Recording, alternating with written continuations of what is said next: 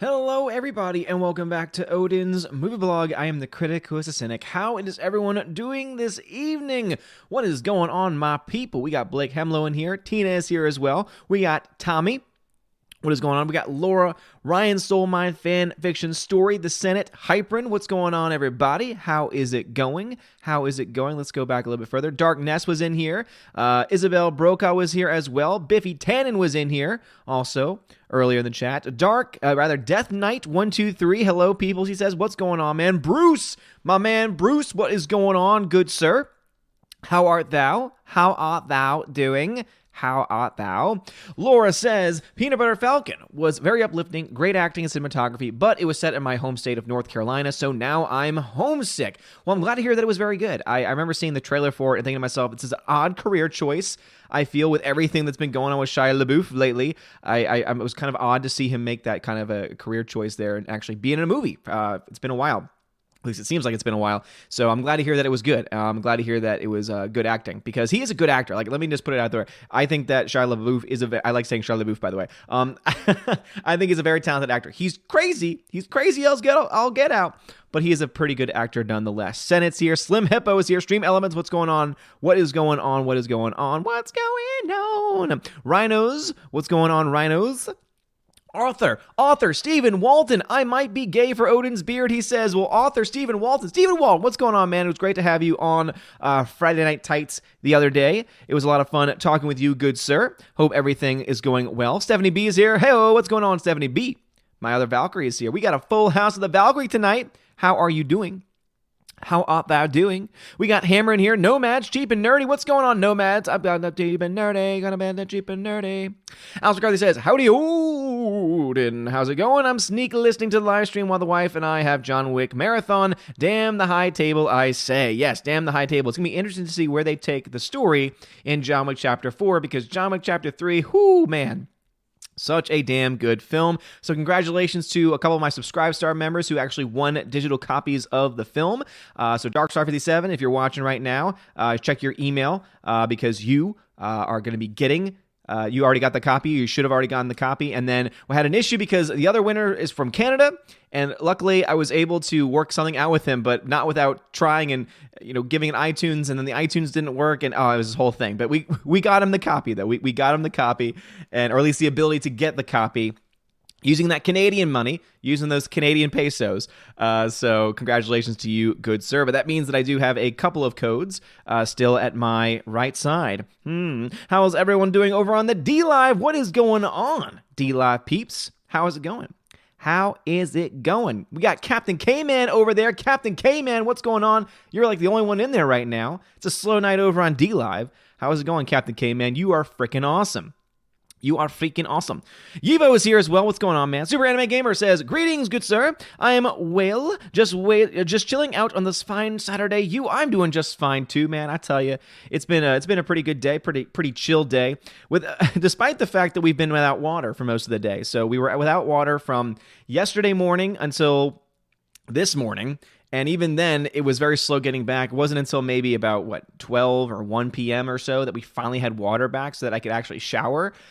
So it was a wonderful feeling when I could finally do that. But even then, we were still under a boil water advisory, which we might still be under. So I still got my bottled water here because obviously I don't want to take anytime I hear about all the crap that can go into water during a boiling water advisory, like flesh-eating amoeba or brain-eating amoebas things, I'm like, yeah, I'm not going to play around with that. I think I'll keep it safe. I'll have my bottled water. Thank you very much. Seahawk Scott, whoa, man. Thank you so much. Thank you for the $20 super chat. Says, yo, Odin. How the hell are you? Disney salt is very bitter. Oh, it's very bitter indeed. The salt that I'm referring to, though, has to do with some conversations I was having with some people earlier and are still actually having with some people behind the scenes. It's been fun. Throwing salt can be a very fun thing to do. So tonight is going to be a somewhat salty with just a pinch of salt every now and then, which is something that we always have in this channel, but it's going to be good that we're going to have it like in the forefront, in the title. You're going to get a little salt tonight. You're going to get a little salt tonight. If there's any salt that you need to get off your chest, this is the place to do it. This is the salt stream, everybody. This is the salty stream. So if you got something that you want to say, go ahead and say it, and I'll read it.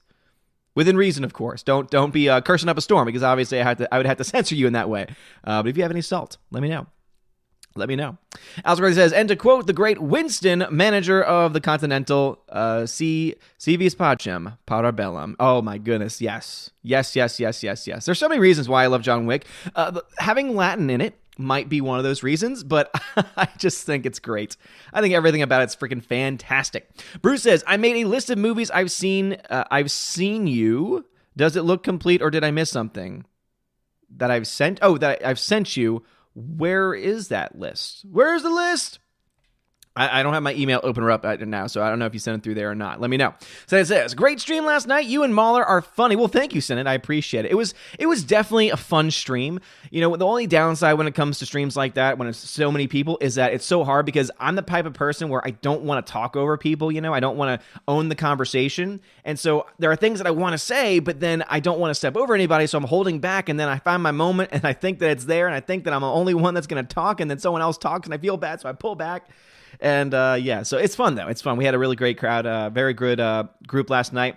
It was really cool talking to a couple people that I'd never talked to before. I mean, I think I'd been on a stream with Mahler before. I want to say he was on a Friday Night Tights stream or another one of those giant council streams that I was on at one point in time, but I've never actually talked to him directly. So it was cool to have him chat, because when he was off the stream for a little bit, when we had someone else on there, he was in the chat still listening, and so we were having a little text conversation back and forth. So it was really fun. He's a really cool dude, and I would like to talk with him more often. Though I will say this much, I would never want to do a stream with him, because then 20 hours later, I would just be dead, and I just don't think I'd be able to take it. But it's always great hearing his perspective on all these things.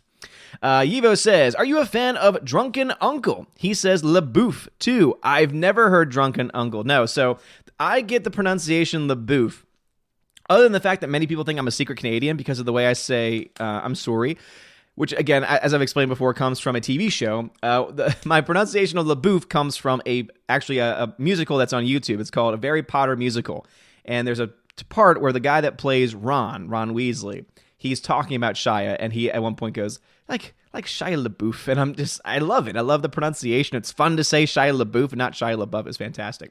Riff Mangos, thank you very much, Riff Mangos, for the $5 donation through Streamlabs. Says, hello, Odin. I hope you're well. It was nice seeing you and Gary on the same stream yesterday. Oh, it's been so much fun. It's been so great to be a regular on the on the Friday Night Tight streams. I'm hoping that we can have kind of like a smaller one at some point in the future, because I like having people on. I think there's a lot of really cool things that we can do with that, but it is harder, right? It is harder because all of us want to have, all of us want to say something, all of us want to share something on various topics, and then it's sometimes, we don't want to step over each other either. So it'd be fun to have a small like a palate cleanser stream, where it's just a few of us, or I don't know, or maybe we limit it so where we have a rotation going on, because I don't mind tagging out if the conversation is going to be comic related, because I know nothing about comics. I am a comic noob, and so if there was someone that was comics oriented and was comics expert, I would say, okay, no, please please take my spot. But I think that having a smaller rotation might be better, so we'll see what's going on. But again, it's Gary's show at the end of the day, so whatever Gary wants to do, I am perfectly fine with. I am fine with the large streams. I'm fine either way.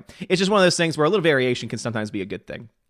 That's my only thought. Super says, Shia is actually in 2 movies this year. He did Peanut Butter Falcon and a weird one called Honey Boy. Honey Boy's not out yet, but it got great reception at TIFF. Okay, I gotcha. I think I remember hearing about that at one point. Bruce says, oops, here, The Naked Prey, Akira, Tank Girl, The Man Who Killed Don Quixote, Captain Marvel ×2. Captain Marvel ×2. I'm trying to think of anything else. You also sent me 2 copies, because we were emailing. You sent me 2 copies of, what was it called again? Stargate. Right? Yeah, because I know you said, so you sent me Stargate too, the Steelbook for Stargate. So that was the other movie. That was the one movie you missed. So fun story about that. So I was emailing with Bruce back and forth, and he had mentioned about the Stargate one because he didn't know where the extra one ended up. And I said, I'd given it away because I didn't know who had given it to me at the time, because it didn't come with a name on it. Like the first one did with Bruce, and so that's when I shouted Bruce out the first time when he sent it to me. And then when the second one came, I thought, did someone else just randomly send the movie saying, Odin's never seen Stargate before, let me send it his way. And so I was like, well, thank you very much. And so I ended up giving it away through Subscribestar, and he was kind of upset because he was like, I didn't know. And I was like, I'm so sorry, man, I'm sorry, I didn't know. There was no name on the second one, I swear. I always read through those notes, and I always shout out anyone. If you ever send me anything, and there's a note in there that tells me who sent it or anything like that, I have no problem reading those things, because I appreciate anything. It's you, the one that's sending it out, so I feel it's the very least that I can do. Blake A. Helmut says, did you hear the news about Disney CEO Bob Iger resigned from the Apple board of directors? I did. And it makes a lot of sense, Blake, to be honest, because remember, they just announced their streaming service, which is set to go live around the same time Disney Plus goes live, maybe a little bit later around the same time, and they're offering it for a cheap price, $5. The big difference, of course, is Disney's service is going to have the entire Disney, or at least most of the Disney library, and as the months go on, we'll add more and more content, right? So for what I know about the Apple announcement, because I read through some of it, it's just going to be their original shows. So it's going to be a lot of content. Like, they're actually producing a lot of original shows, but it's all just new shows. There's no standard shows that they're going to get. There's no reruns that they're going to be able to watch or to binge through. It's going to be basically all new content, which some of you might like if you're especially a part of the Apple ecosystem already, and maybe some of the shows are going to be interesting to you. I know there's a couple on there. I'm like, oh, you know what? That could be interesting. That could be very interesting indeed. But at the same time, too, I don't really feel the need to get another streaming service, because there's been some really great stand-up comedy that's been done in the age that we live in now, in 2019 especially. And one of the jokes that always comes up, and I think there's so much truth to it, is, oh my gosh, there is now a streaming service for everything, and now you're getting to the point now where you're paying, oh yeah, so don't worry about spending for cable, where you're spending $100 a month, just instead pay for 1,000 different streaming services that all add up to around $100 a month, but hey, at least you've cut the cord. You've cut the cord of basic cable, but you know what? Now you got all this extra content. It's ridiculous. It is ridiculous. So no, it makes sense that that Bob Iger did indeed resign from the board of directors at Apple, because it's competition now. And apparently there was a disagreement over it. So I'm wondering if they, obviously he, as a board member, he would have known, he would have known something about the streaming service, but I'm wondering if there was some discrepancies there or anything like that. Laura, thank you very much for the $2 super chat. She says, oh, they had a trailer for Honey Boy today. Weird. Interesting. How was it? What did you think of it, Laura? Let me know in the chat. Let me know in the chat. And Captain K-Man, I'm so sorry that you're the only one over there on D-Live, but hey, it means you get the chat all to yourself. So if you want to have some fun with some random gifts, man, you go right ahead. You go right ahead and have all the fun you want over there, my friend. Have all the fun you want. I saw Demongenai in here. Demongenai, what's going on, bruv? How's it going? Antoinette's here. What's going on? Seventh Wheel. How y'all doing? Peter Sharon, what's going on?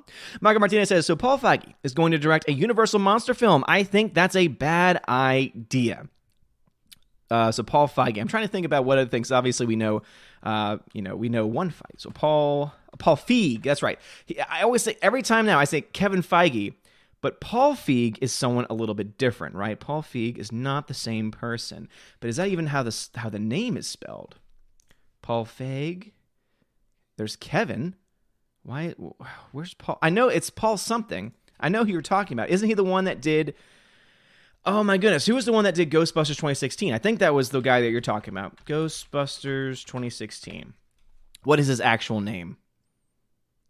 Yeah, Paul Feig. Okay, yeah, so F-E-I-G. That's what it is. Paul F-E-I-G. Yeah, I mean, I think that him doing any movie at this point is not a good thing. So he's going to do a Universal monster film. So I know that my Valkyrie Tina is going to have a lot to say about that, because if there's anyone that knows anything about monster films, let alone classic Universal monster films, it is Tina, because she is our channel historian, and that's why I think that she should start her own channel, like movie history channel, because I think that she would do a wonderful job with it. She always does a wonderful job when she's on our Patreon streams. And it's always great to know, because I learned something new every single stream because of Tina, because she is that knowledgeable. But yeah, Ghostbusters 2016 was the last major film that he had. Let me go ahead and see if I can dump into this IMDb, so that way I can try and pull up what film he's likely to get. But, he actually has had, he's not the worst director in the world. I will say this much. As much as Ghostbusters 2016 is indeed terrible, it's not the worst thing. Because, let's see, he did an episode of Freaks and Geeks, which was actually a pretty good show. I really liked it a lot. He did 15 episodes of The Office, and there are a lot of people that love that. From what is it, 2005? No, he said 15 episodes. So he did episodes in 2009, and he did the 2011 episode, Goodbye, Michael, and also some 2005 episodes. So he's actually almost, most seasons, he actually had at least one episode. So, obviously a lot of people like The Office. So he's not a garbage director. The Heat was actually a really good film. That was actually a good use of Melissa McCarthy. I actually really liked that film. Spy also liked it too, mostly because of the cast. Because I'm sorry, anytime that I'm going to have, oh my goodness, I'm blanking out on these people. Jason Statham, that's who. So Jason Statham has a great supporting role in that film.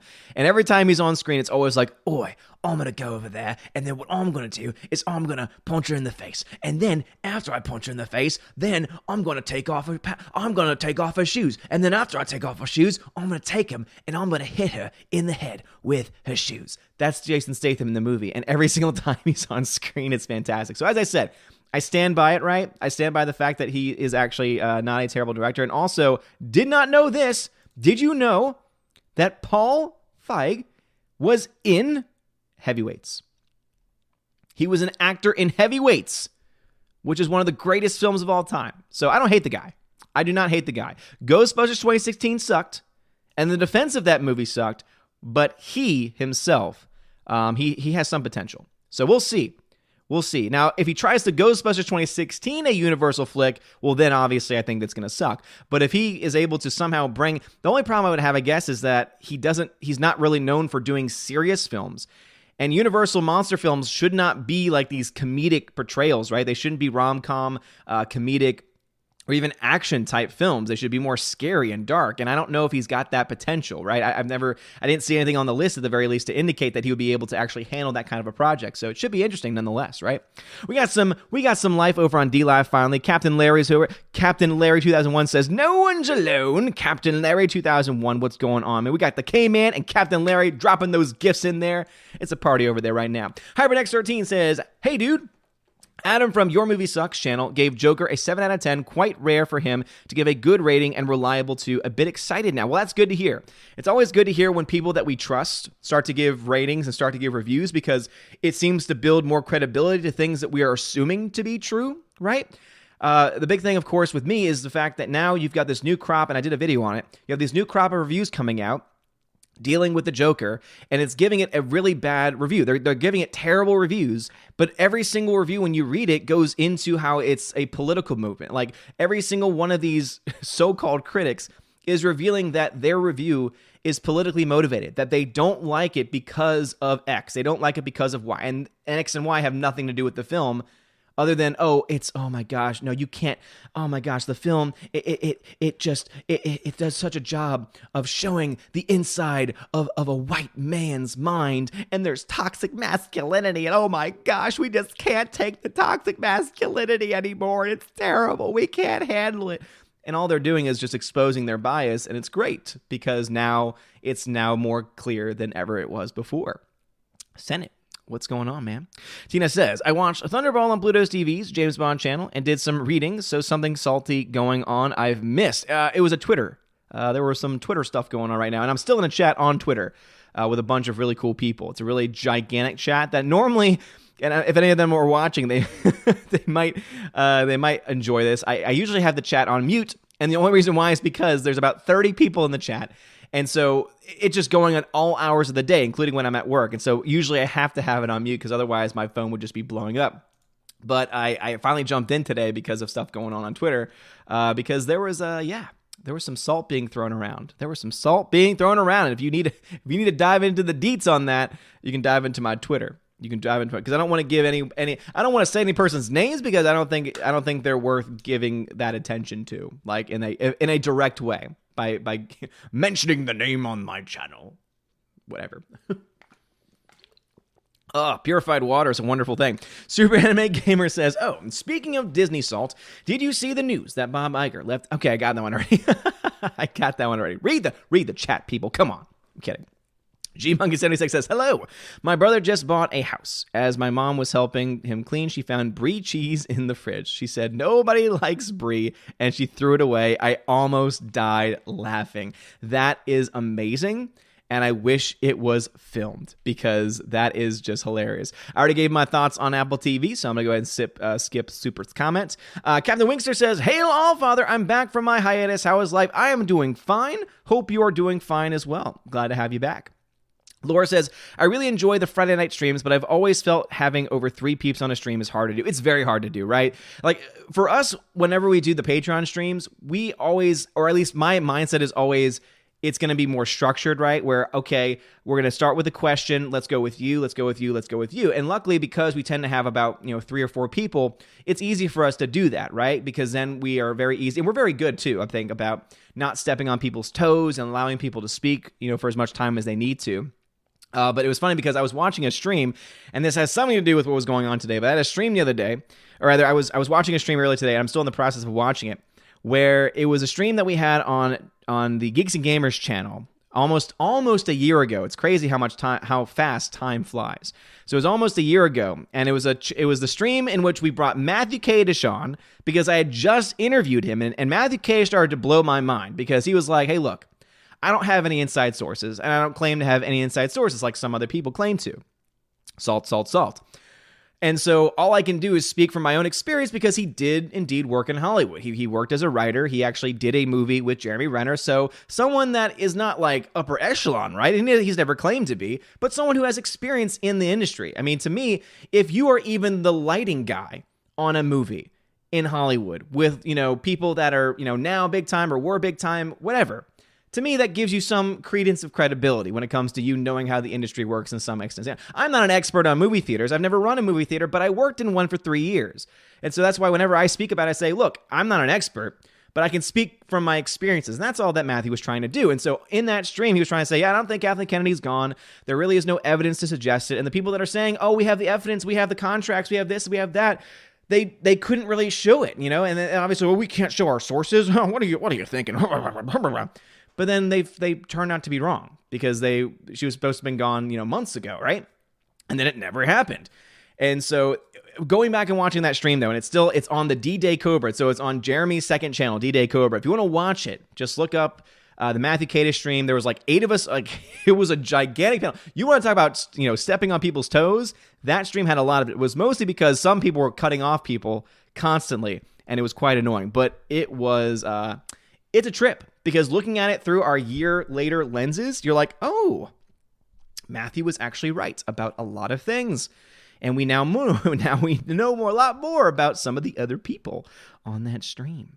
Tina says, Jeremy came into the chat an hour or so after you left. I lost track of the time with them. Oh, yeah. So when I was going to bed, I pulled the chat back up. And then all of a sudden, because I'm in a group chat with Jeremy for Geeks and Gamers, and so so literally I checked my phone and then boom, there it is. And it's Jeremy asking to be let on the stream. And I'm like, of course Jeremy comes on when I'm not there. John Madden's back. John Madden says, I'm not sure why Disney thinks casting Professor X and Magneto as black as woke. Magneto is a Jew, and they're historically the most oppressed group of people. Yeah, I mean, hey, I I hear you. I hear you on that one. I think there's certain characters where they're very clearly, the character's history is very rooted in something, right? It would be like saying, okay, Black Panther is traditionally from Africa, right? Well, there's technically people in South Africa that are white, and so therefore, why not? Why can't we do that? Obviously, most of us would say no. That's ridiculous. That's not what the character's history is. With Magneto, he's Jewish. And even though there are Jewish people that might have different backgrounds of where they might be from, Judaism itself, at least when you talk about it from a cultural and religious standpoint, is a pretty specific group of people, right? It's not like something I can go and say, oh, I want to become a Jewish person. I want to go to synagogue. I want to be baptized into your faith. It doesn't work in the same way that Christianity does. You have to spend years and years and years to even be brought in. And even then, you're still not fully seen in the same light, other than, except unless you were, of course, culturally brought in, Author Stephen Walton says, what movie do you love that other people hate? I guess some of the movies I mentioned earlier from Paul Feig, from Paul Feig. I think it's Paul Feig, I guess is how you pronounce it. So things like Spy, things like The Heat. I think there's some people that might hate it overall. There's a really great movie that just came out, which I think more people are going to start to love when they actually start to watch it. And it's called The Fanatic, and it is hilarious. It's this decade's version of Tommy Wiseau's The Room. It's directed by Fred Durst. If you don't know who that is, you've probably heard of Limp Bizkit. So the lead singer of Limp Bizkit directed the movie. And it stars John Travolta, and it's amazing in so many different ways. And I know that critics are going to hate it, but it's meant to be. It's hard to tell. You could tell that they thought the movie was a lot more serious than it actually ended up being. It was pretty interesting. Hybrid X13, what's going on, bruv? How is it going? He says, random news, Earth flatters in 2020 want to raid Antarctica, believing it to be an ice wall for Earth. RIP Area 51 raid. No! Oh, I'm sure both can coexist together. We can have crazy on all sides of the Earth, right? Captain Wingster says, Odin, are you excited for the streaming wars? Yes and no, right? I'm excited because more content, more services means more competition. More competition tends to drive down prices, and so it could end up being good for the viewer. But when all the streaming services are all in the same woke camp, it's hard to really find someone that I want to cheer for. Micah Martinez says, I got John Wick 3 on 4K a few days ago. Nice, dude. It is a beautiful, beautiful, beautiful, beautiful, beautiful, beautiful edition. And congratulations. I still need to watch the actual 4K copy myself, but I know that the packaging alone is wonderful, at least for the Steelbook. The Steelbook is wonderful. All right, chat jumped on me, so let's go ahead and find where we were. Luckily, no chats were skipped because we have a smaller crowd than usual tonight, but you know what? I'm okay with that, especially on a salty stream. Grandmaster Yoda says, what do you think about the news for the Old Republic film? I think if they gender swap Raven, the EU most loved person, nothing they say will make fans go to the theater. Okay, so once again, hard for me to read some of that because of words, and I know language barriers, it's okay. But as far as Raven film and them gender swap, if they gender swap the main character, then yeah, they're going to get giant backlash from any fans of the EU, no question about it. The one other character other than like Juru Sabaoth that I hear the most about, I would say, as being some people's, and Mara Jade, would be characters like Raven. And obviously that's a book that I've been recommended. Like people have recommended that to me a lot as something to read next when I finally have time to read again, or for me, listen to the audiobook version. But yeah, if they do that, I think it'd be terrible. And also, the only news I heard was that there is a rumor going around that they are thinking of bringing in a certain director who did a terrible job, Ava DuVernay, who did a terrible job with A Wrinkle in Time. It was one of the worst films of the year. It was also one of the biggest bombs of the year from Disney, of all things. So my hope and prayer is that they remember what she did to Wrinkle in Time. They remember how much money they lost for that movie, and then they say, "Oh yeah, we can't have this. We can't have her back." She's also one of the worst persons in the world. She blocked me on Twitter. Speaking of which, I'm wearing my famous shirt today. It's got Chuck Wendig on it, my favorite person, and it says, "If you're not blocked by Chuck Wendig on Twitter, you're doing something wrong." Because seriously, he's crazy. He's crazy. Also, he tried to get this shirt banned because his face was on it, and it's like. Good luck with that. Good luck with that. Superman Anime Gamer says, Apple TV is going to be interesting. Don't know too much about them, but apparently they picked up Ronald D. Moore to make a show for them, and that's cool. And again, I think the lineup that they have has some pretty big name actors on there. So it could be good. Stephanie B says, oh hi, Stephanie B. Tina says, Paul Feig did Bridesmaids. That's the only one of the movies I've seen I like, and Ghostbusters 2016. So yeah, I listed off a couple of the other ones that he did. I did not like Bridesmaids. Bridesmaids was incredibly overrated in so many different ways, and I stand by that. The only funny part of the movie, literally the only funny part that I actually laughed at, is anything with Melissa McCarthy, specifically the scene with the dogs. When she steals all the puppies, that had me laughing, but that's because I love dogs. Tina says, I already did Odin Question on Josiah's channel. Did you really? Nice.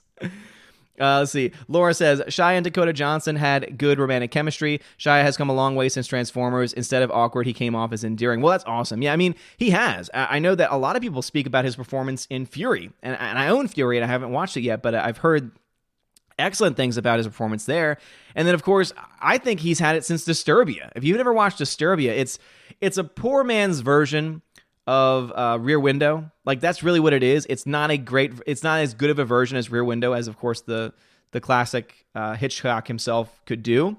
But I would say for a modern interpretation of it, it was actually pretty good. It actually wasn't bad. And Shia LaBeouf was a big part of that, and he was actually pretty good. Tina says, Paul Feig did some Office episodes. Holy crap, I'm shocked. I love The Office. Well, there you go. So again, he's not completely terrible. Captain Wingster says, Odin, I think you're thinking of Spy with Jason Statham, not Heath. No, I said Spy. If I said Heat by accident, I'm sorry. No, I meant Spy. He was in Spy. He was not in The Heat. He was definitely not in The Heat. Bruce says, I watched Grace Randolph. She is saying Idris Elba will be playing someone other than Deadshot, leaving the door open for Will Smith to return as Deadshot if he chooses to. Yeah. You know what? I'm just kind of over Will Smith, to be honest. I hope he doesn't. I'd rather have Idris Elba there, but if they're not going to have Idris Elba come into that role, then I don't know. I just don't have any interest in it.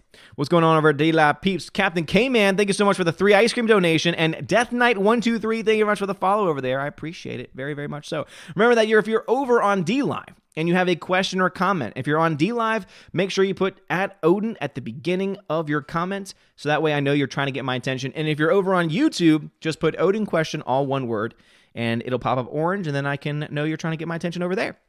Mike Martinez says, I've been hearing so many great things about Joker for the most part. I want to watch it now. I want to see it opening night.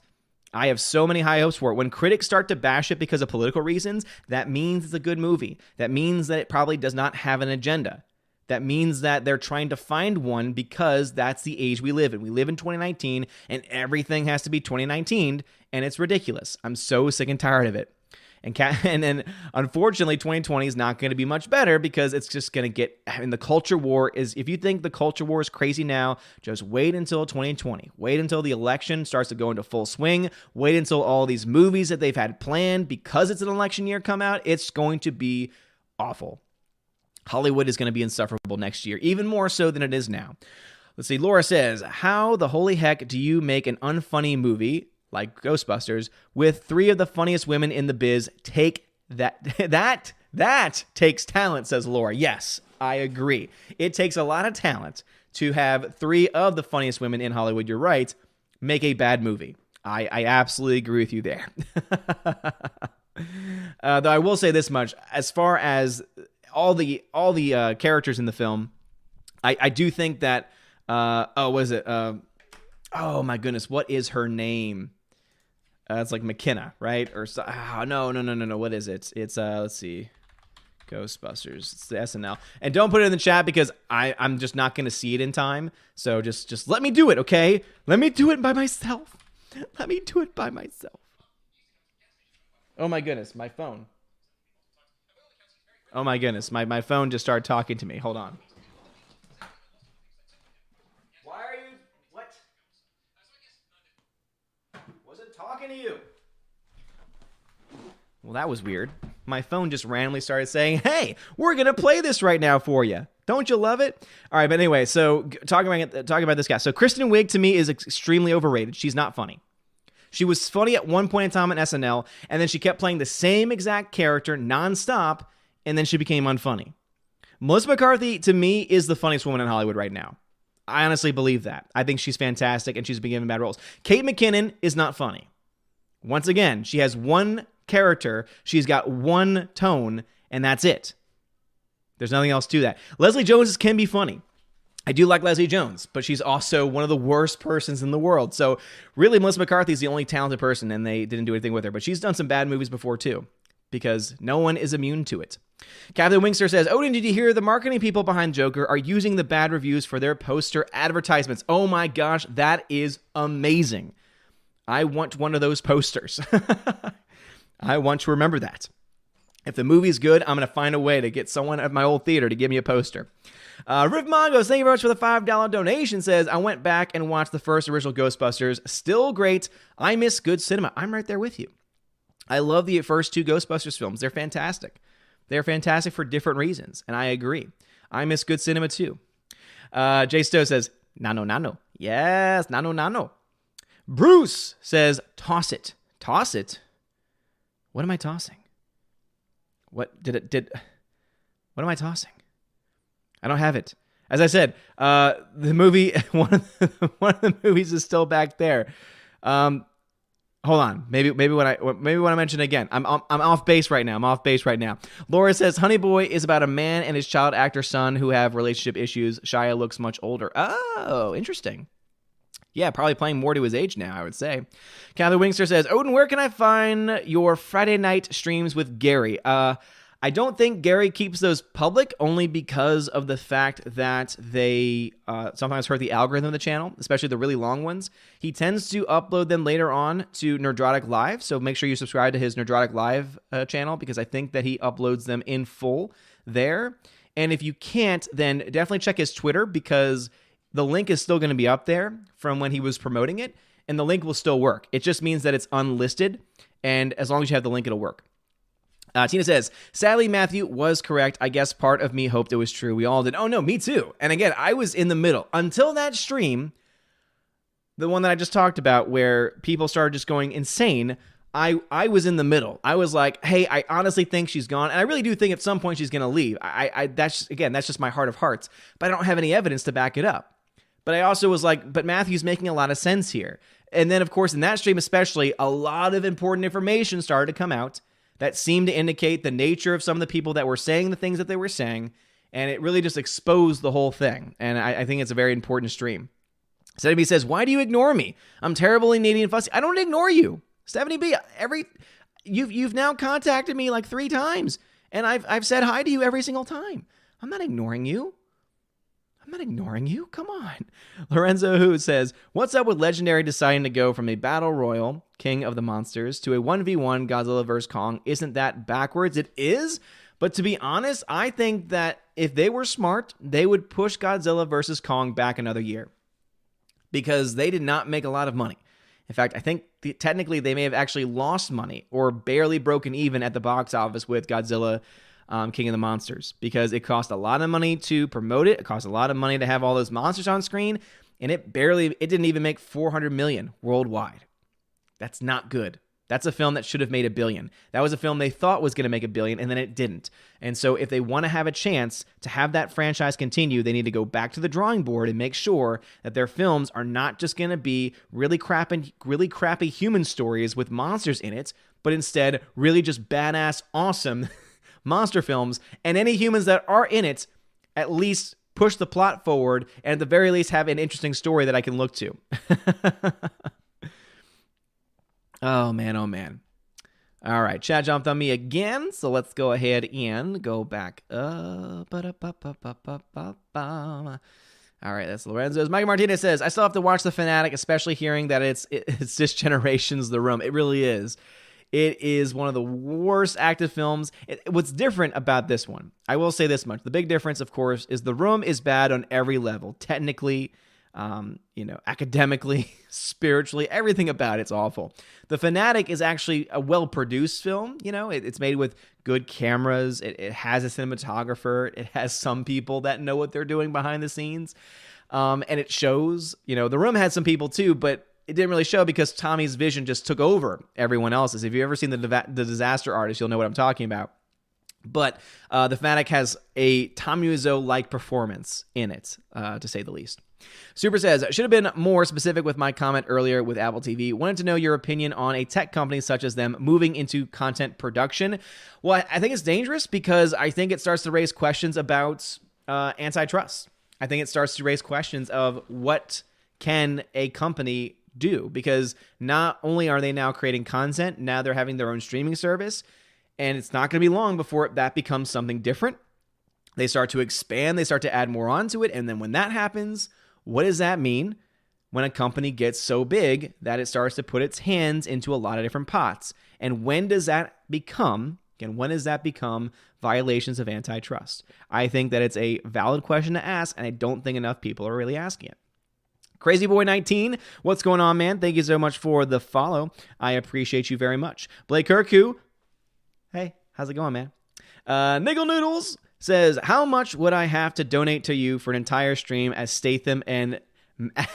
How much would I have to donate for you to do an entire stream as Statham and Madden? Oh my gosh. Well, you see, I'm not going to put a number on it because I just don't think I could.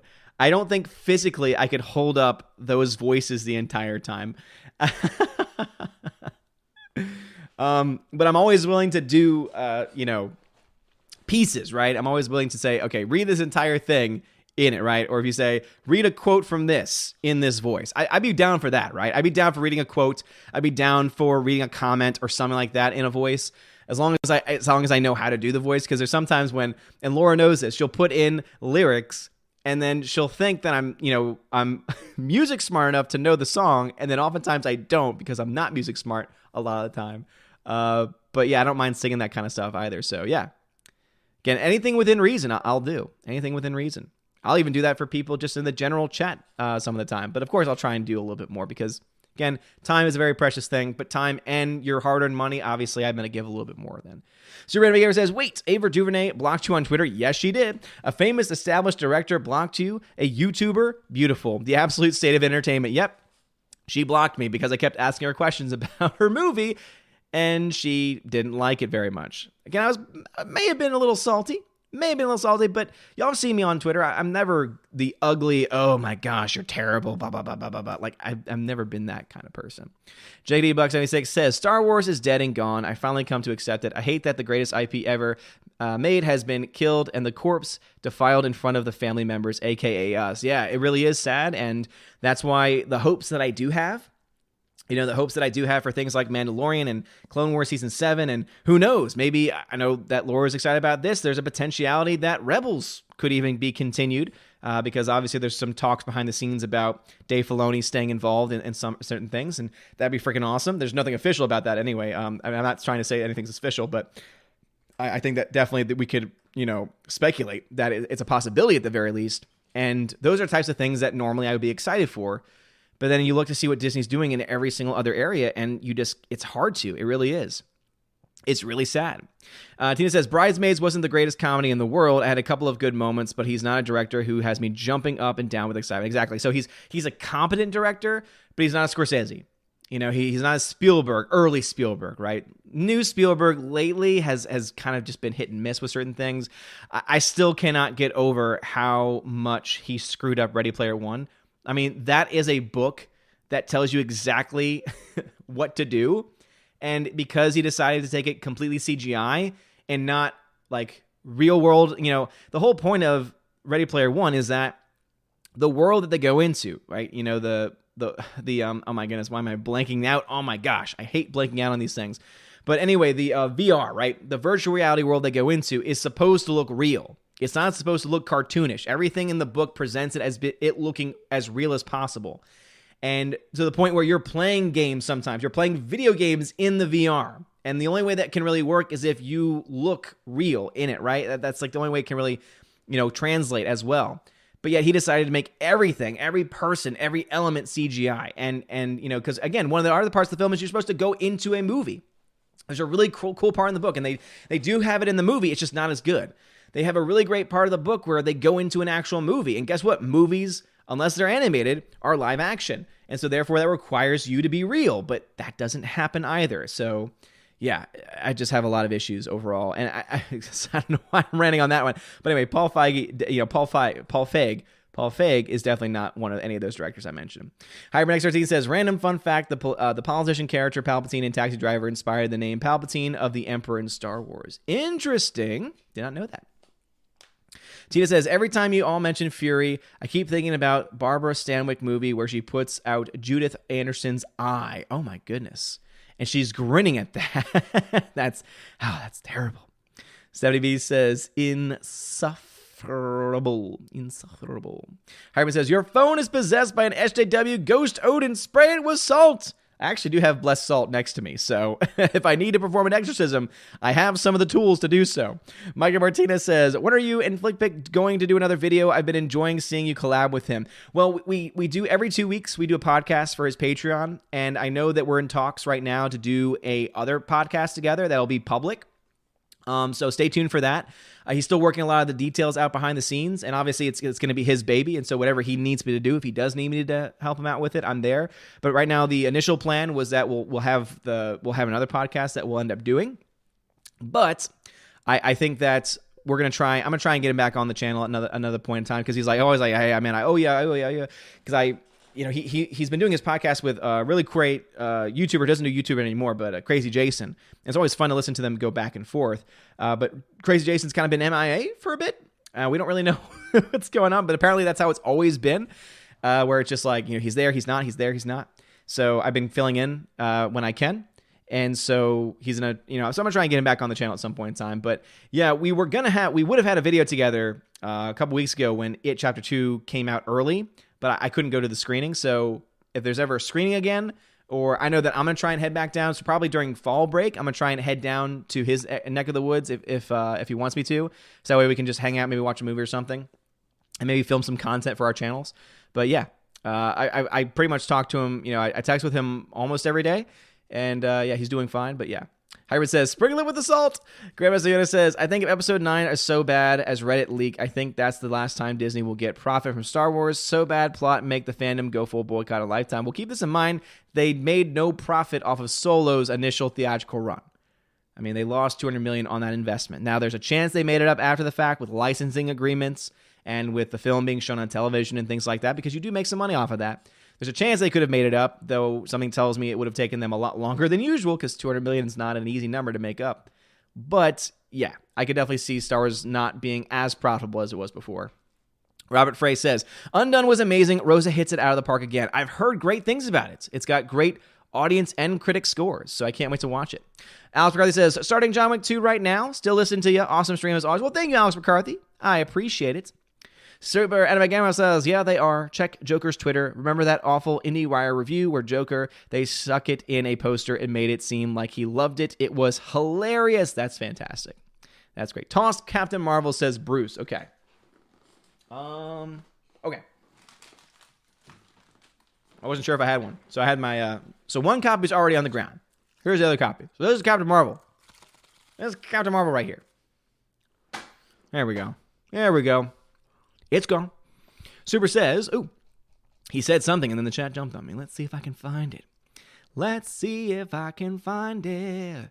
Super Gamer says, last night's Friday Night Tights is on Nerdrotic Live. Well, there you go. So yeah, the last week's episode of Friday Night Tights is available on Nerdrotic Live right now. So my guess is that over the next day or so, he'll get the other version, the one from last night, uploaded there too. Cena says, my Valkyrie sis needs love. She's had a rough week. Well, I'm giving the love. Show some love to Stephanie B in the chat, everybody, because she's awesome, and she deserves it. Glinzer says, if you could go back in time and attend an opening night, which movie would you choose? My choice, Frankenstein 1931. That's a great one. I think that, especially with the current content we're talking about right now, I think that one that obviously comes to mind is the first Star Wars, because I just can't imagine what hearing, the fanfare for the first time in that, that way, hearing the score for the first time, experiencing it live. It'd be really cool to be a part of that. And then, of course, I go back to my favorite moments of all time. I actually would like to be their opening night for It's a Wonderful Life. The reason being, that movie flopped. Believe it or not, that movie was a flop.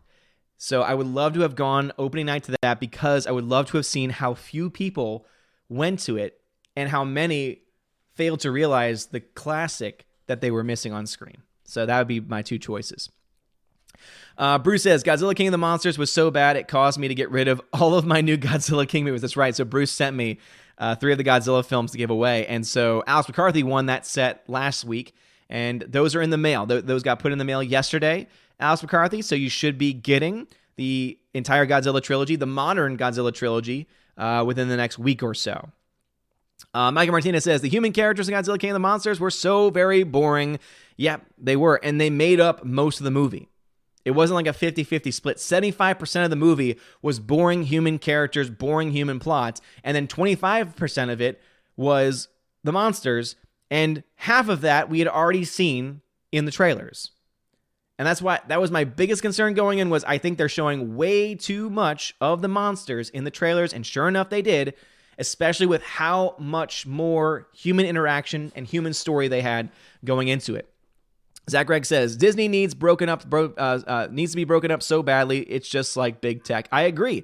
And that's why you now have companies like Facebook, companies like Google that are being investigated because of censorship. And I think eventually they should all be looked into for antitrust, for sure. And I would put Apple in that discussion too, especially now with them having their own streaming service.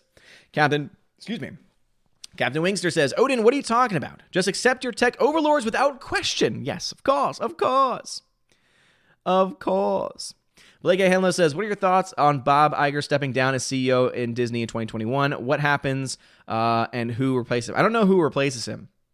I have no idea who replaces him. I'm sure the board of directors has someone in mind. But I think that him stepping down is totally his choice. The dude's made millions of dollars in revenue. The dude makes crap tons of money in bonuses. I mean, this is a guy that's not strapped for money. And something tells me that he will probably still be a board member. He will definitely still be a part of Disney, just not as an active CEO. And I think that it's not him being punished. I think it's his full choice. He's getting up there in years, and he's probably going to want to try and do other things. And guess what? He's done everything he wanted to do. He's got Star Wars, he's got Marvel, he started his streaming service. The big thing he wanted to do was a streaming service. That's been his baby for a long time. So now that that's finally going, there's nothing left for him to do in his mind, based on everything that we've been hearing. Now, could there be stuff going on behind the scenes? Sure. We don't have any of that information. And anyone claims to have inside sources and that can't prove that they have inside sources probably should not be listened to, especially since a lot of them were the same people in the stream that I talked about earlier, in which now they just all look like silly people. Zach Gregg says, do stream and a Smeagol voice. I can't do the whole stream. That would totally destroy my voice. No question, that would destroy my voice. Super Anime Gamer says, agreed, Melissa McCarthy is funny. And McKinnon, I think she's talented and has charm, but you're right. She doesn't have a ton of range. She's got to bring her energy way down. Agreed, way, way, way down. Many centuries ago. Not long after the Bible began. But thank you for the lemon donation, man, over on DLab. I see all of my DLab people. If any of y'all have any questions or comments, just put add Odin at the beginning and just let me know. I appreciate you.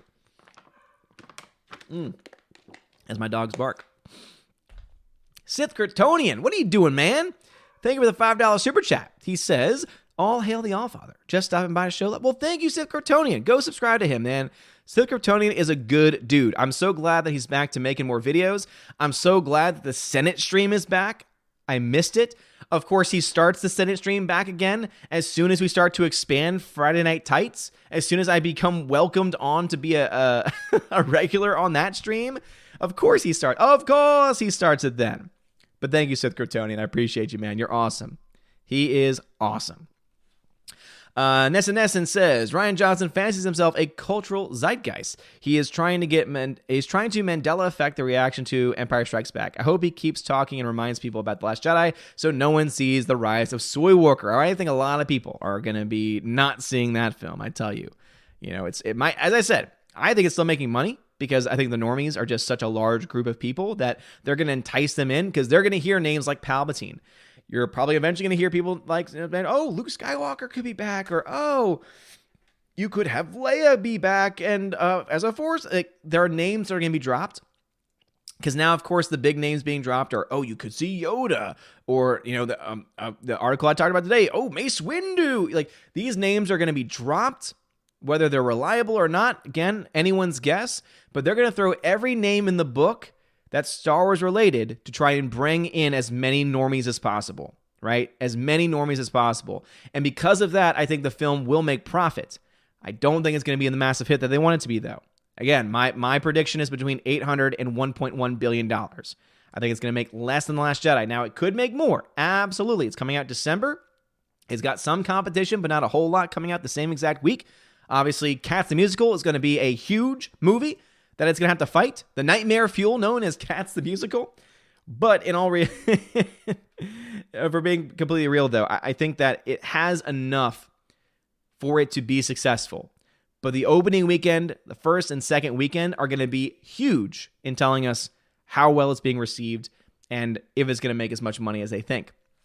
Jay Stowe says, I am a huge animation fan, so with this woken politics going on, it makes me happy to see companies like Universal re-releasing the full Lion and Vehicle Voltron, also He-Man and She-Ra. That's awesome. Yeah, it's really cool to see that. And also, it's really cool right now in physical media because you have so many classic films being now re-released on 4K, and some of them haven't had a release since DVD or subpar Blu-ray transfers. And so it's really cool to see a lot of these old school films that were actually on film with these beautiful 4K transfers. It's been really cool to see it.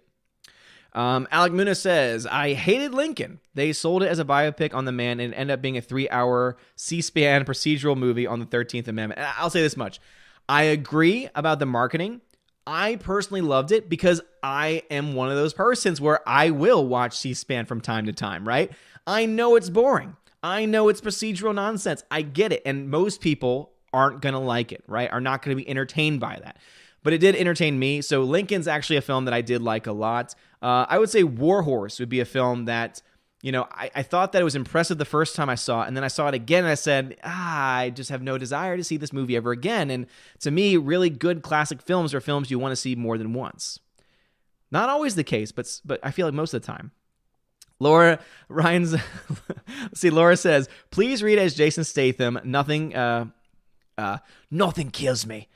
I'm immune to 179 different types of poison. I know because I ingested all of them when I was in a poison ingesting crime rig.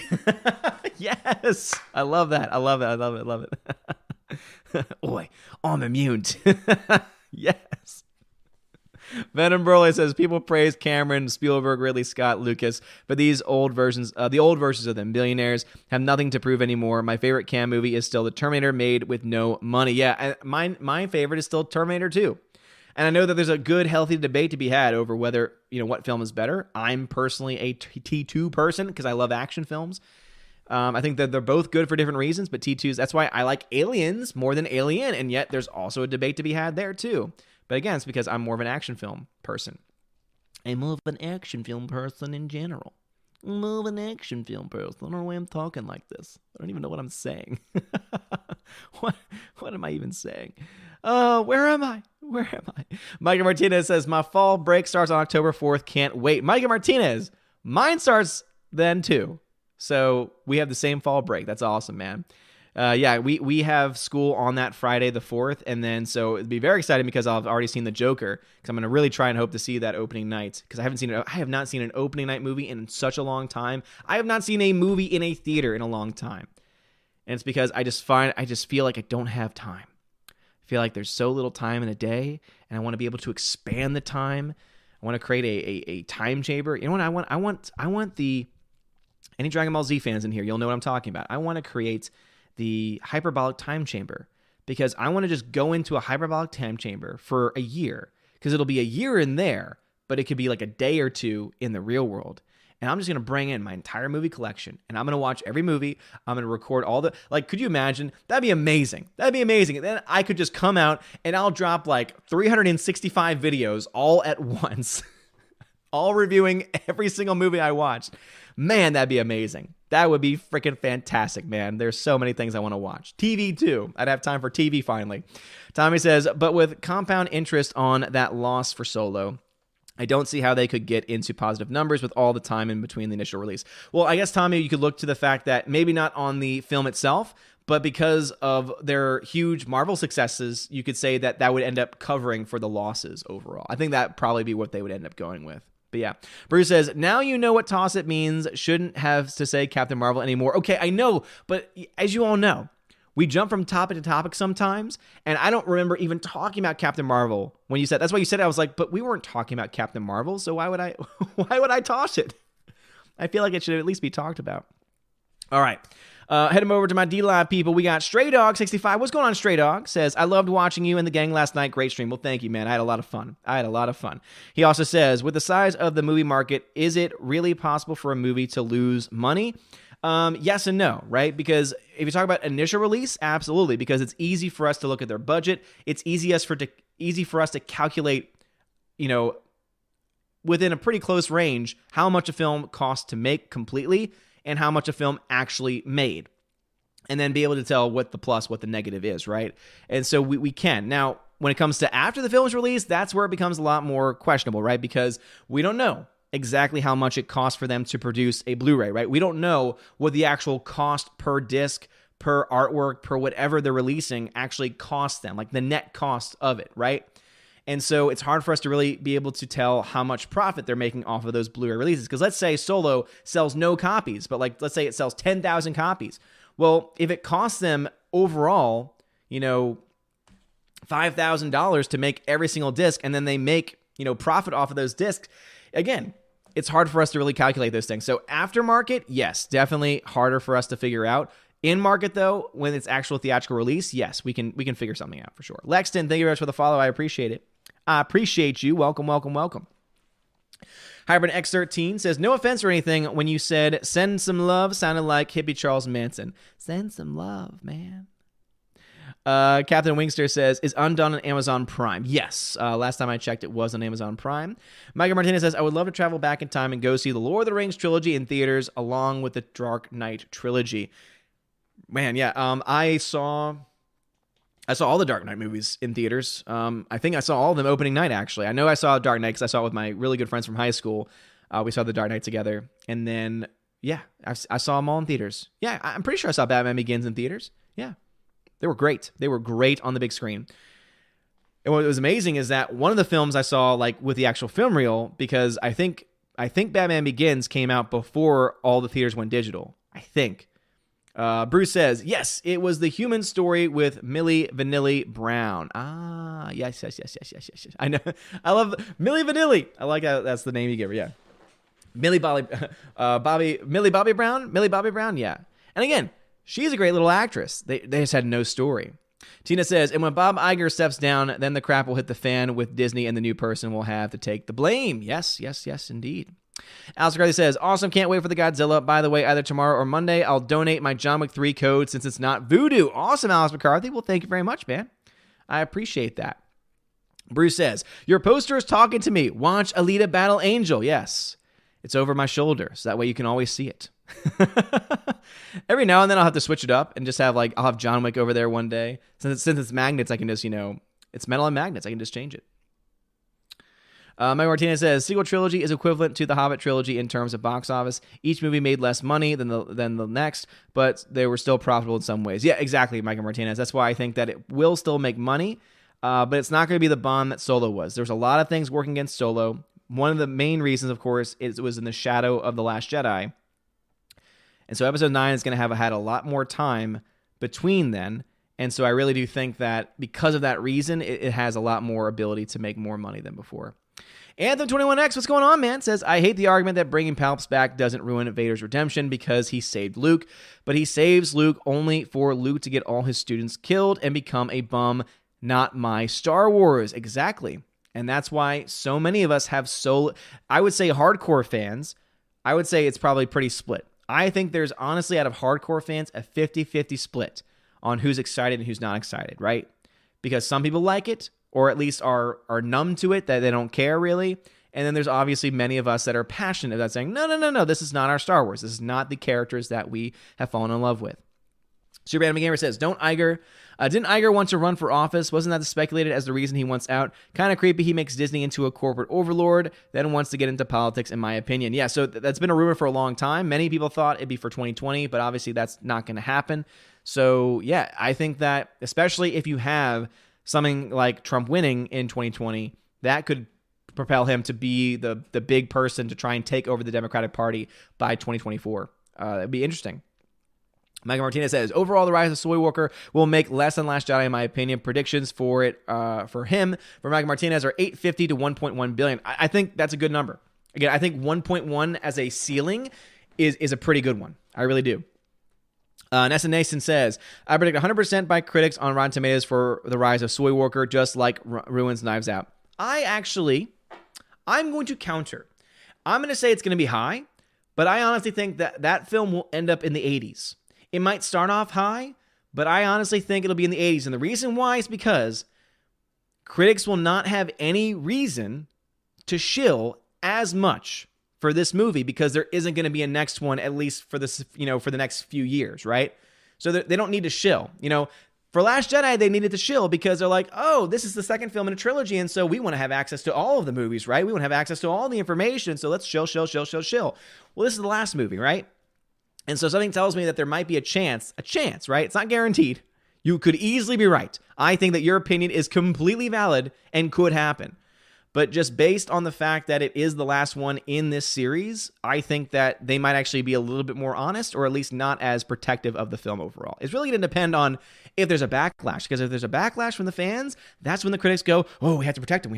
It's our moneymaker. We gotta protect. We have to protect it. We have to protect our corporate overlords. So it's going to depend on how major a backlash might be. Glinzer says, do you think Spielberg remaking West Side Story will start an unfortunate trend of remaking classics? Yes, I do, because I think that film will probably make money, because it's probably not going to cost a whole lot, because I imagine they're not going to be using visual effects. I hope. But yes, I think that's going to start. They're going to go back in time and say, what other classics are racist, or what other classics used white actors in roles they shouldn't have been playing, and let's go back and let's remake those films, or let's take this concept film and say, we can make It's a Wonderful Life, and now we can modernize it, right? it doesn't represent all people because it's a white family and it's a mostly white cast, so we can't have that. Diversity. So yeah, I totally see that happening, especially if it makes money. That's why I plan to boycott those movies, because I'm just tired of classics being taken over for no reason whatsoever. For no reason whatsoever.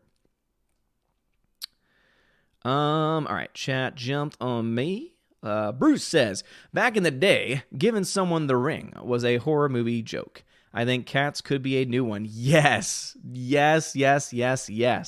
The cat alone could be scary. And Darkstar57 sent me a cat shirt. I need to find it in time for December, so that way I can wear the cat's shirt to see Star Wars.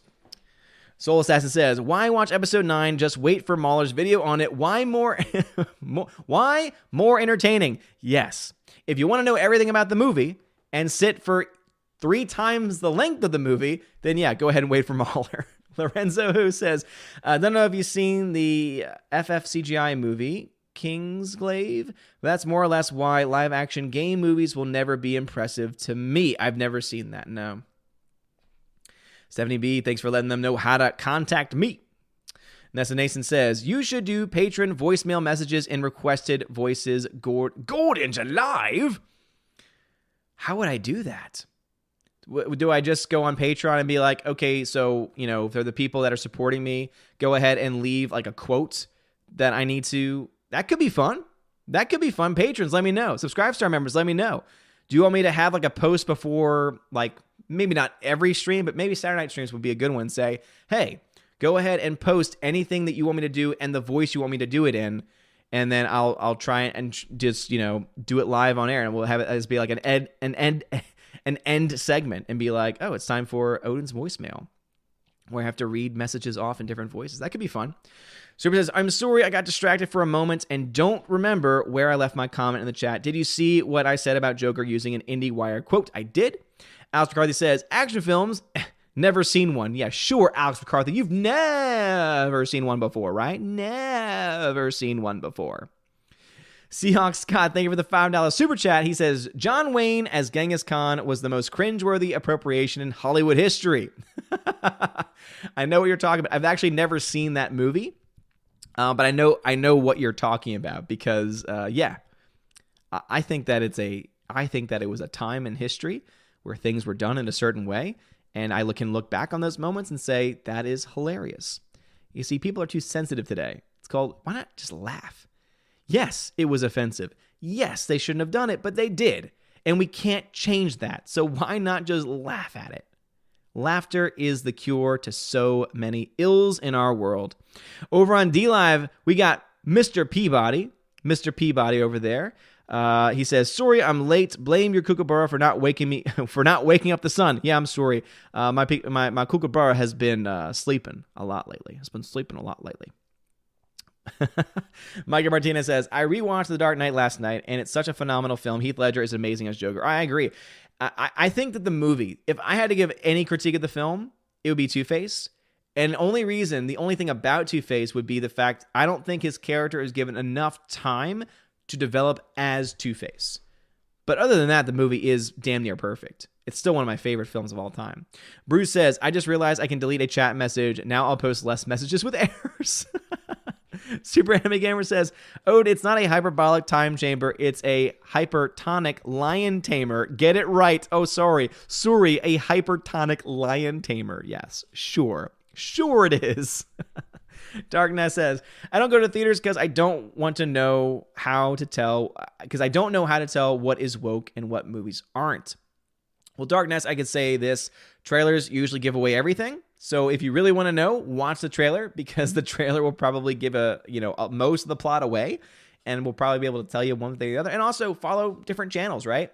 There are different channels that will talk about whether or not they think a film is going to go in a certain direction or not. Again, we might not be right all the time because obviously trailers can only tell us so much. And then sometimes critics, like with the Joker, sometimes like to take movies that have no message and bring a message to them. And yeah, so I would say try and diversify yourself a little bit, because obviously I think there's a lot of really great channels out there. Aiden Vickery says, Alien beats Aliens any day of the week. Other opinions are available. They are wrong, but they are available. Aiden Vickery, Aliens is better. Fight me.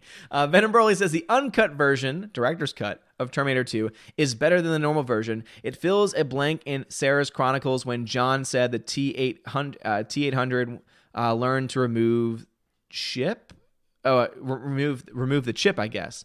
Yeah, I don't know if I've ever seen the uncut version before. Glinzer says, why do the studios put on plain Blu-rays while companies like Criterion, Arrow, and Shout Factory give us premium versions?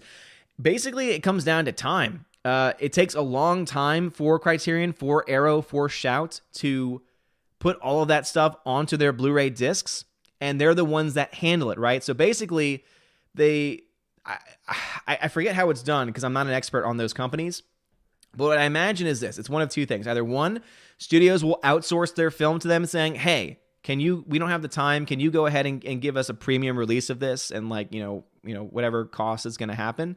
Or I think the second one's probably the more likely is that the companies themselves, especially since they're so established, will say to a studio, hey, we'd like to do a special release of this film. Can we make a deal? Make a deal, and then they take their time with it. They handle the transfer, right? They're the ones where they'll oftentimes get it, because some people don't realize this. It's not that they say, can we get a Blu-ray so that we can copy it and then just turn it into 1 million copies?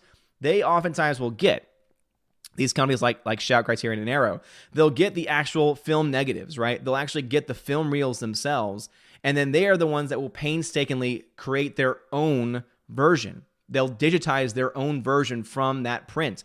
And because they are so meticulous, and because they're not rushing it out, right? Studios will rush things out. Studios want movies out as fast as possible. And that's why sometimes there's good transfers because you have people that are competent behind the scenes. Sometimes they're not very good transfers, and it's because they're rushing. It's because they have no desire to do anything else. And so when those studios do get them, they take their time with it, and then when they do release it, that's also why they charge more for it, because not only is it a collector's item, but because of the immense amount of work it takes to create the premium edition that they do. So that, I'm not an expert on it, right? But from what I've seen and from what I've studied, that's what I've gathered from it. Grandmaster Yoda says, I think Dark Fate will do 250 to 400 million at the box office. What do you think it'll do? That sounds about right to me.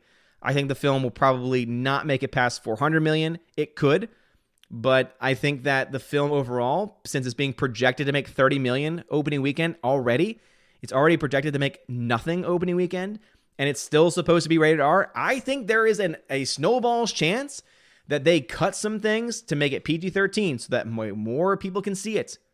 Would not surprise me. But of course, they could be bold enough, and the director could have enough power to say, no, this film has to be released in rated R version. And yeah, it's going to limit the audience already. And not a lot of people want to see it in the first place.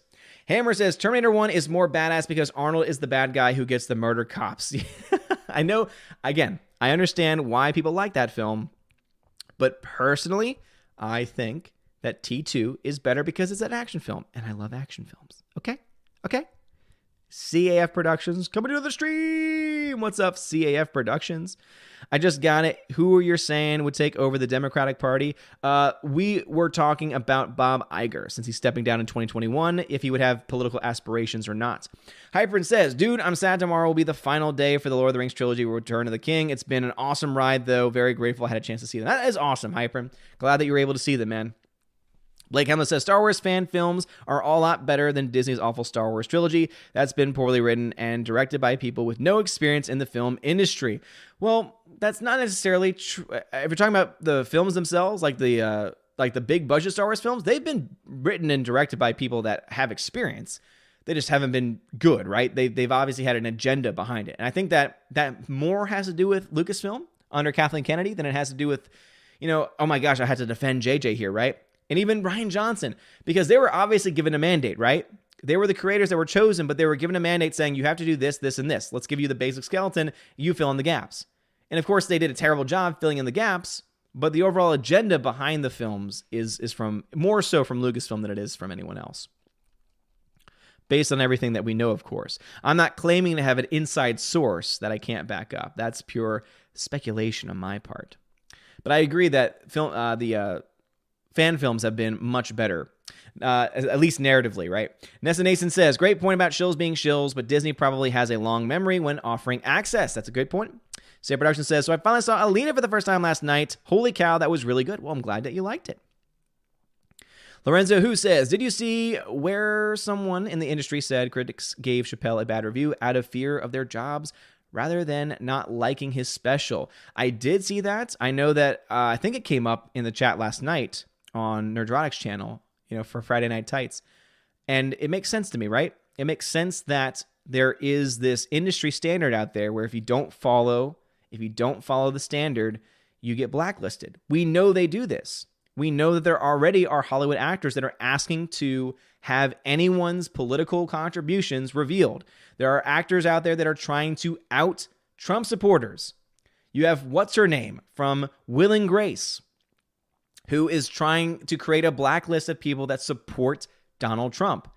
And you all know this because I mention it all the time. I did not vote for the guy. I voted for Evan McMullen. I voted third party, and I plan to vote third party in 2020. And luckily, apparently in Tennessee, you get the option to write in candidates. And I cannot wait to write in a candidate. I'll have to think of something really special for it. But I just don't like modern day politics. I don't like anyone, really. Do I think that there's some good that some candidates are doing? I could say some good things about Donald Trump. I could say some good things about Tulsi Gabbard. Out of all the Democrats, she seems to be the one that at least has some common sense. At least she has a standard, for example, on abortion, right? You all know I'm Catholic, so I obviously have very strict views on that. And she's definitely no saint. However, at least she has a limit. At least she says, oh, here's a line. But everyone on that stage is just going crazy. And I know this is not a political channel, and I'm not going to go into it any further, but seriously, think about voting third party. It's a great place to be. Sam Production says, Rise of Sorry Walker. Tina says, I'm sure the Spielberg's take on West Side Story is that Puerto Rican white relationship is old-fashioned. They'll have a stupid wall metaphor in it. Spielberg needs to retire. I agree. Let us have the great Spielberg to remember and not let it be tainted by these really, really bad modern-day films. All right, jump over to D-Live for a second. We got Stray Dog over there. Says, reviews with spoilers are often more entertaining than the movie. I agree. Peabody says, yeah, it's always impressive when they spend millions on a film and they can fit it all good bits in a 2-minute trailer. Yeah, seriously. It's amazing how they can spoil the entire plot of a 2-hour film in about 30 seconds sometimes. Peabody also says, I got demoted. I think it was because I kept trying to roll the ship to get it the right way. Nah. I think that it was because it was a gift month, and I think the month finally went up on you, Peabody. So, Captain K-Man says, vote for me. Vote for me, everybody. Vote for me. Tina says, John Wayne as Genghis Khan is hilarious. Sadly, though, the worst part of the production is that a lot of the cast and crew came down with cancer due to them filming close to nuclear testing. That's awful. Damn, that's really bad. Super Anime Gamer says, infinitely less offensive, but still awful, was also Colin Farrell as Alexander the Great. I didn't know Macedonians had Irish accents. I mean, I was like, you've seen that happen a lot, though. Like, you know how everything that happens in another world for some reason always includes English accents, right? I think just for the most part, though, I'm just like, it's okay. Catherine Wingster says, Odin, if we're giving DBZ A quotes, then I am the hype. DBZA. DBZ Abridged, is that what that is? I haven't seen it in so long. Bruce says, John Wayne as Genghis Khan was cringe-worthy, hilarious. I think you'd love it. Nice. Hybrid says, random question. What are your thoughts on the Octagon UFC girls banned? Credit to John Talks, who did a video on it. Are they banned or was it talked about being banned? I thought that it was just a rumor that they're thinking about it. I think that if a woman wants to do something, they should have the right to do it, right? You know, I don't think that anyone should be forced against their will, but no one was. They were choosing to do something, right? So at the same time, too, they're a private company and they can do whatever they want to do. But I think that if they're being motivated because of, hashtag Me Too getting after them, then I think that's kind of stupid. Super says, also, the hypertonic lion tamer was a DBZ Abridged joke. Goku also calls it a hyperglycemic crime chamber. Okay, yeah. It's been so long since I've seen that. I think I've only ever seen the episodes one time through. Ruthie's in the chat. Oh, what's going on, Ruthie? I didn't see you in here. I see Teresa Martin in here, though. What's going on, Teresa? Catherine Wingster says, Odin, you're a T2 fan, but have never seen the Corrector's Cut? You disappoint me. I know, Captain Wingster. I disappoint a lot of people. That's why I finally have a list. I have the list of Odin, everybody. So if there's ever a movie you're like, oh my God, you have to see this movie. Just let me know. And let me know if it needs to go on the list. Mike Martinez says, what is your favorite Martin Scorsese film? I love Taxi Driver. And I love The Departed, but Gangs of New York, I think, might be my favorite. I love Gangs of New York. There's just so many. There's some religious themes in there that I love. Irish, of course. I'm kind of, biased towards that. But the ending to that film gets me every time. I cry at that ending every single time. There were times after I saw it for the first time when, like, a month later, I'd say, I need to see that ending again. And so I just YouTube it, and I'd already, as soon as it started with the music and with, everything fading away, automatically. Oh man, how's it going, everyone on DLive? CF Production says studios want to rush releases. That's why the Middle Earth Ultimate Gift set turned out the way it did. Just having the extended cuts and no new material that Peter Jackson promised. Exactly. Yep. And that's why I hope that eventually we get some really good versions of things like Star Wars. Right? We have the specialized editions, which are great, but it'd be really cool to have a 4K release of the original film print negative. It'd be actually cool. And I know Disney's not going to do this, but imagine Criterion doing a Star Wars original trilogy set. It would be expensive as hell, but that set would have the best transfer, would have the best special features, and would have some of the best content on it. I would buy that, I think. I would buy a Criterion special edition of that because it would be the best. It would be the best edition that you could possibly get. All right, here. Chat jumped on me again. Hammer says, Disney Star Wars makes me incredibly depressed. I feel like they're slowly killing my 40-year-old romance with Lucas's magical mythology. I think a lot of us feel that way. Saber Production says, no, Bob, you stepped down as a Democrat in 2016. Don't go back. Yeah, I think he's going to run as an independent, right? Most likely. And that's why I think that it makes sense he's stepping down in 2021. And so that would allow him to run in 2024. And if he wants to run as an independent, that would be interesting because it would be kind of an open field for a lot of people. But I think that even he recognizes that with as much money as he has and name recognition, he would need one of the major parties, unfortunately, right? Unfortunately, one of the main parties if he really want to have a job. I want to have a shot at it. Aiden Vickery says, imagine a world where Bob does run for president with Bree as his running mate. Scary. Oh my gosh. If Bree ever runs for public office, I'm moving to that place so that I can adamantly vote and campaign against her. Laura says, as Jason Statham, please, I watch the woman I love get tossed from a plane and hit by another plane in midair.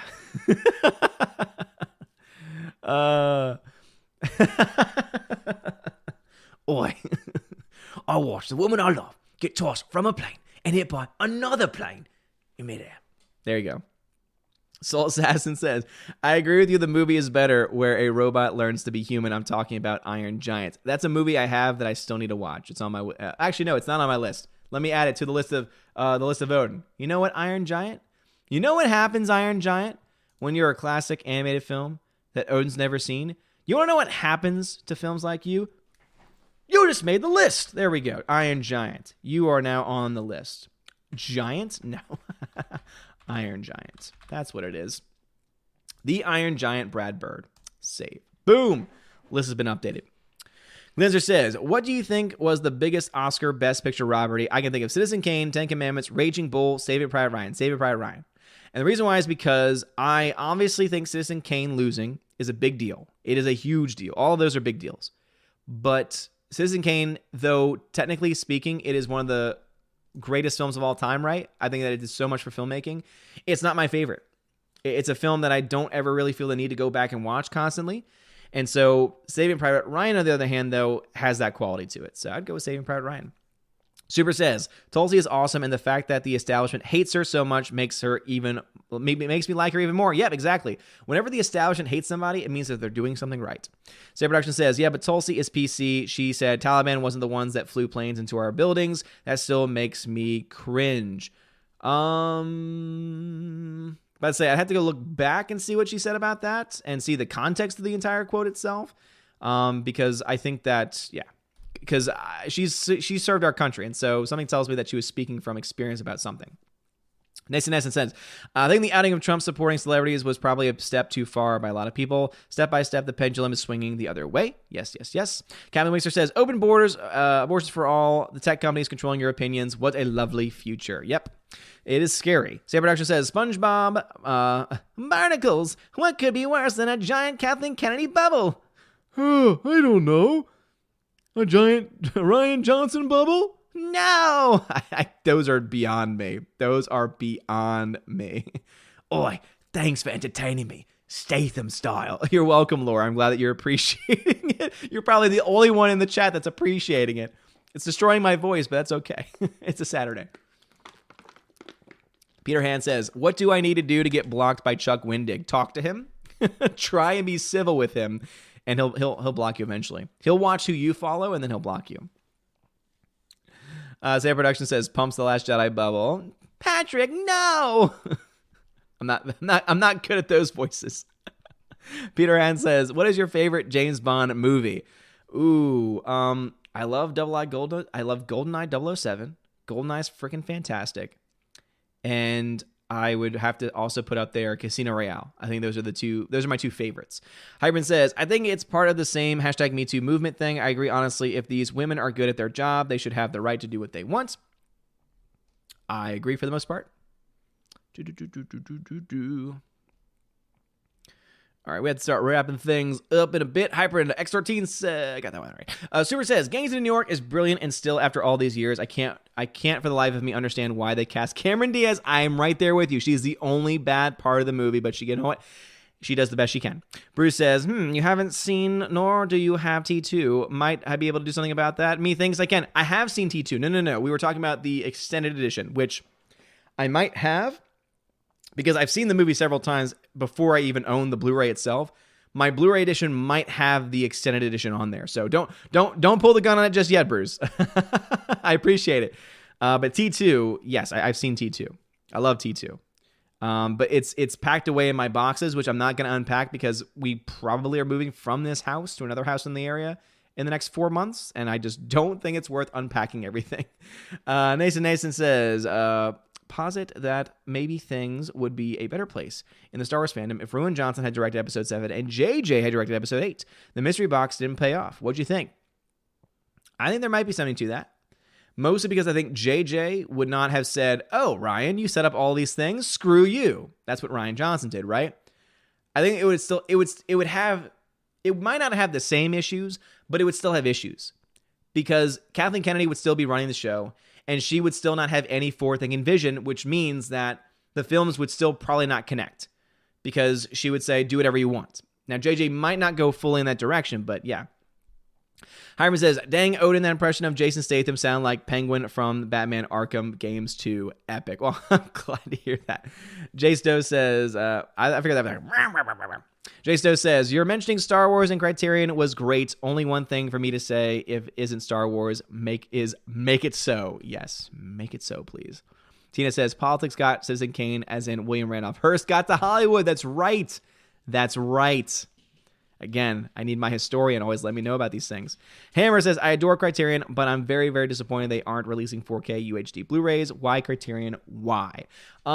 Yeah, I think that's just a slow process, and the main reason, in my opinion, is that it takes them long enough to make the Blu-rays. It would take them that much longer to do the 4K transfers. Because as much data as you have on a Blu-ray disc, keep this in mind. What is Blu-ray resolution? 1080p, right? So that's 2K, right? That means 4K has twice the amount of information on there, meaning, realistically, that the same amount of time it takes them to make a Criterion release, it would take them twice as long to make a 4K release. I think one day they're going to get there. One day you will start to see them releasing them. However, the reason why they're not doing it now is because of time. And that's why, and I've mentioned this before too, most films nowadays with CGI, most of those effects are at 2K resolution, and sometimes they're just upscaled to 4K. And the reason why is because, as I said, it would take twice as long to have and process that kind of data. And many film studios do not have that time to wait on effects being rendered as such. So that's the reason why Criterion probably is not going there, because it's twice as much data, right? Look at that. I can do simple math. Mike Martinez says, if you were going to watch one movie in the theater in 2020, what would you choose? Christopher Nolan's Tenet or Denis Villeneuve's Dune? I'm definitely going to I plan on seeing both of those. If I had to choose between them, it would be Nolan, only because Nolan's Tenet will probably be shorter and just as quality. Both films, I think, based on their filmmakers, will be quality, but because also long films can sometimes be good, sometimes not be good, And from what I've heard about Dune, it's a huge project, and so it'd probably be very long. I'd probably go with Tenet. Even though I haven't seen anything from it. There was a trailer that came out for it, and I think I saw like a really rough version of it, and it looked interesting. I would say that. All right, back over to D-Live for a little bit. Stray Dog says, have you seen The Blood of Heroes? I've never seen that in my life. Mr. P.I. says, did we find out what was in the box yet? Oh, yes. So I don't know exactly what's in the box, but we know where the box is. It's my parents now have it because they're still back home, and so they're able to pick it up from the old house. And so I'm going to try and pick it up from them at some point over the next couple weeks. So it's supposed to be so huge shout out because it's not here yet, but huge shout out to Sensei Mike. So Sensei Mike sent me some. I think it's lighting based on what was on the box, but I honestly don't know yet. He said it was something for the channel, something to try and help with the streams. So whatever it is, thank you, Sensei Mike. As soon as I get it, I'll unbox it and show it to everybody and give you another shout out, man. But Sensei Mike, he's back. He's been, behind the scenes doing stuff, working on stuff. But Sensei Mike, if you're watching this or watching any of them, hey man, again, would love to contact you and love to get you back on the channel, man. And then he also says the director producer of Odin's movie vlog just showed up. She is on the couch. Yes. So both the Hounds of Asgard, are in here right now. Bivy Tannen says, "What's up, O Diddy? What's going on, Bivy Tannen? How are you? How are you doing, good sir?" Grandma Suda says, "What film to see in 2020? That's easy, Top Gun 2. Oh, I didn't even think about Top. Yeah, out of those three, I'd actually choose Top Gun 2 only because, again, it probably is going to be an hour and a half, hour and 45. And that trailer blew me away. Those shots from inside the jets with Tom Cruise flying the freaking jet, I'm set. I am sold on that. I'm actually, that might be one of my most anticipated films of 2020, not lying. Laura, thank you so much for the $2 super chat, says, maybe KK pre-Disney didn't produce sequels. But wasn't she a part of things like Indiana Jones and such, right? Let me know in the chat. Michael Martinez says, so Nolan's Tenet is described as an action epic with espionage and time travel. I would choose Tenet. Nolan is one of the best directors working today. And if he's doing time travel, you know that he's getting experts that know about time travel to make it as realistic as possible, which, again, in the age of endgame time travel, we need a little bit more of realistic time travel. Seahawk Scott, thank you for the $5 super chat, says, I'm thinking Captain Marvel needs a little Gom Jabbar. Gom Jabbar? What? Gom Jabbar? I don't know what that means. I do not know what that means, my friend. Let me look it up. Gom Jabbar? Oh, Dune. I've never seen Dune. Never read Dune. So that's that's why I did not get your reference. Grandmaster says, when will you break the Captain Marvel Blu-ray? Can't wait to see it. I want to have like a date set in advance for that, because obviously I think that's something that I want as many people to see. And I still need to talk with a few people to find out how I should break it. I still need to get my Valks to let me know what they think would be the best. Phantom Menace says, this stream is so toxic. Loved hanging out with you on Friday night tights a couple weeks ago. Hit me up. Hey man, great to have you on the stream then, man. It was great to have you there too. You hit me up, bro. You hit me up, man. Because I'm gonna forget. I have really bad memory. Hammer says, time isn't the reason Criterion isn't releasing 4K UHD. They've been scanning movies in 4K for years. It's time to take all that work and put it on UHD discs. Is it really, Hammer? Interesting. I'd have to look into that more. Mike Martinez says, it's Christopher Nolan, so he's going to make it time travel seem as realistic as possible. That is very true. Sierra Productions says, you turned the fan base against me, Trump. You have done that yourself. You did it yourself. Hammer says, I believe in the Skynet edition, the best Blu-ray set of T2. Unfortunately, the 4K UHD was given a horrible transfer.